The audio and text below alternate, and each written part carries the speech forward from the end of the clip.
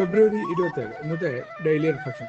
അതുല്യമായ സ്ഥിരത എന്ന തലക്കെട്ടോടുകൂടി രണ്ടാമത്തെ പടിയുടെ ലേഖനത്തിലെ തുടക്കത്തിലെ ഭാഗം തന്നെയാണ്. നമ്മൾ ആൽക്കഹോളിക്സ് അനോണിമസിൻ്റെ ഗ്രൂപ്പിൽ വന്ന് കുറച്ച് കാലമൊക്കെ കഴിയുന്ന സമയത്ത് നമുക്കുണ്ടാകുന്ന സ്വാഭാവികമായിട്ട് മദ്യാസക്തർക്ക് അവർ അറിഞ്ഞതും അതേപോലെ തങ്ങൾ മനസ്സിലാക്കിയതും അത് അൾട്ടിമേറ്റ്ലി ശരിയാണ് എന്ന ധാരണയുണ്ടാവുകയും മറ്റുള്ള ആളുകളും അതിലേക്ക് വരണമെന്നുണ്ടാവുകയും ചെയ്യും. ഇത് നിത്യജീവിതത്തിൽ എന്ന് വേണ്ട സകല മേഖലകളിലും ഉണ്ടാവും. പല ആൾക്കാർക്കും മദ്യാസക്തർക്ക് മാത്രമല്ല, പക്ഷെ മദ്യാസക്തന് അത് കൂടുകയും അത് വേണ്ട രീതിയിൽ നടപ്പിലാവാതെ അല്ലെങ്കിൽ മറ്റുള്ളവരത് ചെയ്യാതെ വരുമ്പോൾ കടുത്ത വിഷമം, നിരാശ, ദേഷ്യം ഇത്യാദി വികാരങ്ങളൊക്കെ മദ്യാസക്തർക്ക് ഉണ്ടാവുന്നുണ്ട് എന്നുള്ളതാണ്. കുറച്ച് കൂടുതലാണ് എന്നെ പോലെ ഒരാളെ സംബന്ധിച്ചിടത്തോളം. രണ്ടാമത്തെ പാരമ്പര്യം വളരെ കൃത്യമായിട്ട് പറയുകയാണ്. നമ്മൾ ഓരോ ദിവസം ആൽക്കഹോളിക്സ് അനോണിമസിലൂടെ മുന്നോട്ട് പോവുകയാണ്. നമ്മൾ നമ്മുടെ വളർച്ച അളക്കേണ്ട സ്ഥലം എവിടെയാണ് എന്ന ചോദ്യം. രണ്ടാമത്തെ പാരമ്പര്യം ഞാൻ കൃത്യമായിട്ട് പാലിക്കാൻ ശരിയായിട്ടുണ്ടെങ്കിൽ ഈവൻ ആൽക്കഹോളിക്സ് അനോണിമസിൻ്റെ പടികൾ ഞാൻ നിത്യജീവിതത്തിൽ പകർത്തുന്നുണ്ടോ എന്ന് എനിക്ക് പരിശോധിക്കാൻ പറ്റിയ ഇടവും കൂടിയാണ് രണ്ടാമത്തെ പാരമ്പര്യം എന്നുള്ളതാണ്. അതല്ലാതെ ആദ്യകാലത്തൊക്കെ ഞാൻ മീറ്റിങ്ങിൽ ഈ പടികളുടെ പ്രചാരകനായിക്കൊണ്ട് മീറ്റിങ്ങിൽ ഒരാൾ ഒരു കാര്യം ഷെയർ ചെയ്തു മീറ്റിങ്ങിൽ. അപ്പോൾ അയാളുടെ ഒരു മാനസികമായ വിഷമമാണ് ഷെയർ ചെയ്തിട്ടുണ്ടാവുക. പക്ഷെ ഞാനെന്ന മദ്യാസക്തൻ എന്താ പ്രശ്നം എന്ന് വെച്ചാൽ, ഞാൻ അപ്പോൾ ആ സമയത്ത് എനിക്ക് ആ പ്രശ്നമില്ല എന്ന് മാത്രമല്ല, ആ പുതുമക്കാരനെ അങ്ങോട്ട് സഹായിച്ച് കളയാം എന്ന് പറഞ്ഞുകൊണ്ട് പടികളിലൂടെ പോയിട്ട് എനിക്കുണ്ടായ പുരോഗതി എന്ന് പറഞ്ഞ് ഞാൻ ഷെയർ ചെയ്യുമ്പോൾ ഞാൻ വിചാരിച്ചു, ഞാൻ അവിടെ വളരെ നല്ലൊരു കാര്യമല്ലേ ചെയ്തത്, ഞാൻ നല്ല സന്ദേശമല്ലേ കൊടുത്തത് എന്നൊക്കെ ഒരു അഭിമാനം എൻ്റെ തോളിൽ തട്ടി എന്നോട് തന്നെ ഞാൻ പറഞ്ഞു തരുന്ന ഒരു കാലഘട്ടം. അവിടെ നിന്ന് രണ്ടാമത്തെ പാരമ്പര്യം പരിശോധിക്കേണ്ട ആ കാര്യം. അപ്പോഴാണ് കൃത്യമായിട്ട് ഞാൻ മനസ്സിലാക്കുന്നത് ഞാൻ നടത്തിയത് യഥാർത്ഥത്തിൽ രണ്ടാം പാരമ്പര്യം ലംഘനം കൂടിയാണ്. ഒന്ന്, ഒരാൾ മറുപടി പറഞ്ഞ അയാളുടെ മെൻ്റൽ സ്റ്റേറ്റ് മനസ്സിലാക്കാതെ അയാളെ പടികളിലേക്ക് ക്ഷണിക്കേണ്ട രീതി അങ്ങനെയല്ല. ഒന്ന് അയാൾ എൻ്റെ പെരുമാറ്റം കണ്ട അയാൾക്ക് അവിടെ വെറുപ്പായിട്ടുണ്ടാവുക എന്നുള്ളത് എനിക്കറിയില്ല എന്താ ഉണ്ടായിട്ടുണ്ടാവുക എന്നുള്ളത്. പക്ഷേ വളരെ കൃത്യമായിട്ടൊന്ന് മനസ്സിലാക്കുന്ന അത്തരത്തിലാവരുത്. ഒന്ന് ക്ലോസ് മറുപടി പറയരുത്, വേറൊരാളുടെ ജീവിതത്തിലേക്ക് കയറി അഭിപ്രായം പറയരുത് എന്നുള്ളതാണ്. ആ വിഷയവുമായി ബന്ധപ്പെട്ട അയാളൊരു ചോദ്യം ചോദിച്ചാൽ എനിക്ക് വ്യക്തിപരമായിട്ട് പറയാം. അത് ഉടനെ തന്നെ നമ്മൾ അറിയുന്നില്ല എന്നുള്ളതാണ് ഇതിൻ്റെ ഒരു കുഴപ്പം. കാരണം എന്തുകൊണ്ടാണെന്ന് വെച്ചാൽ, നമ്മൾ അറിയാതെയെങ്കിലും നമ്മൾ ദൈവമായി പോകുന്ന മറ്റുള്ളവരും നമ്മളെയും ഒരേ മാനസികാവസ്ഥയാണ്, ഒരേ രീതികളാണ് എന്ന് നമ്മൾ വിചാരിക്കും.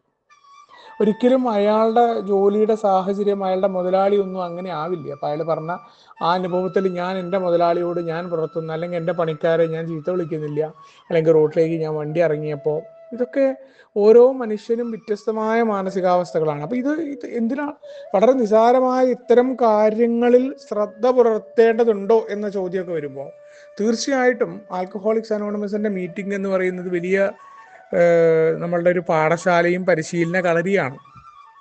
അവിടങ്ങളിൽ നമുക്ക് നമ്മുടെ അനുഭവവും ശക്തിയും പ്രതീക്ഷയും മറ്റുള്ളവരെ പഠിപ്പിക്കലില്ല എന്ന് പറയുമ്പോഴും നമ്മൾ അറിയാതെയെങ്കിലും പഠിപ്പിക്കാനും ഏടെ സന്ദേശം ആണ് എന്ന വ്യാജേന ഇത്തരം കാര്യങ്ങൾ പറയാനും ഞാൻ ശ്രമിക്കുമ്പോൾ ഞാൻ എവിടെ നിൽക്കുന്നു എന്നുള്ളതാണ്. പടികൾ ഞാൻ പ്രാവർത്തികമാക്കിയിട്ടുണ്ട് അല്ലെങ്കിൽ പ്രാവർത്തികമാക്കുകയാണ് എന്നെനിക്ക് പടികൾക്ക് പോലും ഒരു വക്കീലായിട്ട് ഞാൻ പറയേണ്ടതില്ല എന്നാണ് പാരമ്പര്യം ഓർമ്മപ്പെടുത്തുന്നത്. അവിടെ ഒരു ഗ്രൂപ്പിലെ കാര്യങ്ങളെല്ലാം ഞാൻ വിചാരിച്ച പോലെ ആകണം, അതല്ല എന്നുണ്ടെങ്കിൽ ഗ്രൂപ്പ് മൊത്തം നശിക്കാൻ പോവുകയാണ് എന്ന രീതിയിൽ ഞാൻ അഭിപ്രായ പ്രകടനം നടത്തുമ്പോൾ, എൻ്റെ അഭിപ്രായത്തിനെതിരെ ഒരു തീരുമാനങ്ങൾ ഉണ്ടാകുമ്പോൾ അവിടങ്ങളിലെല്ലാം ഞാൻ മറ്റുള്ള ആളുകളോടാണ് പറയുന്നത് അവർ തർക്കം നിർത്തുന്നില്ലല്ലോ എന്ന്. യഥാർത്ഥത്തിൽ തർക്കം നിർത്തേണ്ടതും അതിൻ്റെ തുടക്കം ഇടേണ്ടതും ഞാനാണ്. എനിക്ക് തർക്കത്തിൽ നിന്ന് മാറി നിൽക്കാൻ പറ്റുന്നില്ല. അതാണ് എൻ്റെ ഏറ്റവും വലിയ കുഴപ്പം എന്നുള്ളതാണ്. പലപ്പോഴും ഞാൻ മറ്റുള്ള ആളുകളോട് ആവശ്യപ്പെടലുകളും മറ്റുള്ളവരുടെ ഉപദേശങ്ങളും നടത്തുകയാണ് എന്ന് ഞാൻ അറിയുന്നില്ല. അപ്പം എന്താ സംഭവിക്കുന്നതെന്ന് വെച്ചാൽ, രണ്ടാം പാരമ്പര്യത്തെ കൃത്യമായിട്ട് നടപ്പിലാക്കാനായിട്ട് എനിക്ക് പറ്റുന്നില്ല. ഞാൻ ഗ്രൂപ്പുകളിൽ പ്രവർത്തിക്കുന്ന സമയത്ത് ഗ്രൂപ്പ് ഞാൻ വിചാരിച്ച പോലെ എൻ്റെ രീതിയിലായിരിക്കണം നടക്കേണ്ടത്. ഗ്രൂപ്പിൻ്റെ പ്രവർത്തനങ്ങളൊക്കെ ഇങ്ങനെ ആയിരിക്കണം, അല്ലെങ്കിൽ അതല്ലാന്നുണ്ടെങ്കിൽ പറ്റില്ല. ആൽക്കഹോളിക്സ് അനോണമസിൻ്റെ മീറ്റിങ്ങുകൾക്ക് എന്ത് സംസാരിക്കണം, എങ്ങനെ ആയിരിക്കണം എന്ന ചില നിബന്ധനകൾക്ക് നിൽക്കുന്ന ആർക്കും തന്നെ പ്രോഗ്രാമിൽ നമുക്ക് സംസാരിക്കാമെന്നുള്ള ഒരു കാര്യമുണ്ട് ഇവിടെ. ഏതൊരു അംഗത്തിനും പ്രത്യേകിച്ച് അതിൻ്റെ 36 തത്വങ്ങളെ വയലേറ്റ് ചെയ്യുന്ന രീതിയിലാവരുത് എന്നുള്ളതാണ്. പക്ഷെ ഞാനൊക്കെ സേവന രംഗത്തേക്ക് ഉണ്ടായിരുന്ന സമയത്ത് ഞാൻ മനസ്സിലാക്കിയ രീതിയിൽ ഈ പ്രോഗ്രാം മനസ്സിലാക്കാത്ത ആളുകൾ മീറ്റിങ്ങിൽ അവരെ ചില ആളുകളെ സജസ്റ്റ് ചെയ്യുമ്പോൾ വളരെ പെട്ടെന്ന് ഞാൻ കയറി എതിർക്കും. വളരെ പെട്ടെന്ന് അവിടെ അത് കേൾക്കാനോ, ഈവൻ ഡോ ഞാൻ ചിലപ്പോൾ അവരുടെ വിഷയം കേട്ടിട്ട് പോലും ഉണ്ടാവില്ല. പക്ഷെ എന്താ പറ്റുകയെന്ന് വെച്ചാൽ എൻ്റെ ബയസ്, എൻ്റെ മുൻധാരണകൾ അവിടെ കടന്നു വരികയാണ്. മുൻധാരണകൾ കടന്നു വന്നുകൊണ്ട് ഞാനതിനെ എതിർക്കുകയും പിന്നീട് ഭൂരിപക്ഷം എതിർത്ത പോലും ഭയങ്കരമായിട്ടുള്ള എതിർപ്പുകൾ ഉണ്ടായി. എനിക്ക് വല്ലാതെ എൻ്റെ ആ ഈഗോ അങ്ങ് ഹേർട്ടായി പോവുകയാണ്. അവിടെയാണ് പിന്നീട് പ്രോഗ്രാമിൽ പറഞ്ഞു അങ്ങനെയൊന്നും സേവന രംഗത്തേക്ക് പ്രവർത്തിച്ചത് ഈ വേണ്ടത്ര സുബോധം സേവന രംഗത്ത് എന്നൊക്കെ പറഞ്ഞതൊക്കെ പിന്നീടാണ് മനസ്സിലായിട്ടുണ്ടായിരുന്നില്ല. ഇപ്പോഴും ഈവൻ സേവന രംഗത്തെ കാര്യങ്ങൾ പറയുമ്പോൾ പഴമക്കാരെ പറഞ്ഞാൽ എനിക്ക് ആലോചിക്കുന്നുണ്ട്. കാരണം വേണ്ട പരിചയമില്ലാതെ നമ്മളതിനെക്കുറിച്ച് സംസാരിക്കുന്നത് എത്രത്തോളം അപഹാസ്യമാണെന്നൊക്കെ ഞാൻ എന്നെ പറഞ്ഞ് മനസ്സിലാക്കാറുണ്ട് എന്നുള്ളതാണ്. അപ്പോൾ രണ്ടാമത്തെ പാരമ്പര്യം എന്ന് പറയുന്നത് അവിടെ പഴമക്കാരനെ കുറിച്ചുള്ള ഷെയറിങ്ങിൽ പറയുന്ന പോലെയാണ്. നമ്മുടെ മുന്നേ കടന്നുപോയ ആളുകളെ നമ്മൾ കേൾക്കുന്നു, അതേപോലെ പുതുതായിട്ട് നമ്മളെക്കാൾ ഉയർന്നു നിൽക്കുന്നു എന്ന് തോന്നിയ ആൾക്കാരെയൊക്കെ നമ്മൾ സ്നേഹത്തോടെ കേൾക്കും. അതുകൊണ്ടാണ് ചില ആൾക്കാരോടൊക്കെ അഭിപ്രായം ചോദിക്കുക. ഈ അഭിപ്രായം ചോദിക്കുമ്പോഴും നമ്മൾ ഉദ്ദേശിച്ച അഭിപ്രായം അവർ പറയുമ്പോഴേ കേട്ടോ അവരോട് യോജിപ്പുള്ളൂ എന്നുള്ളതാണ് വാസ്തവം. എന്നിട്ട് ഇവരോട് ചോദിക്കുന്നത് എന്തിനാന്ന് വെച്ചാൽ ഈ പുതുമക്കാരനോ അല്ലെങ്കിൽ മറ്റുള്ള ആൾക്കാരെ ഇടിച്ചു താത്തുക എന്നുള്ള ഉദ്ദേശത്തോടു കൂടിയാവുമ്പോൾ ഏത് രണ്ടാം പാരമ്പര്യമാണ് ഞാൻ പാലിക്കുന്നത് എന്നുള്ള ചോദ്യം കടന്നു വരുന്നുണ്ട്.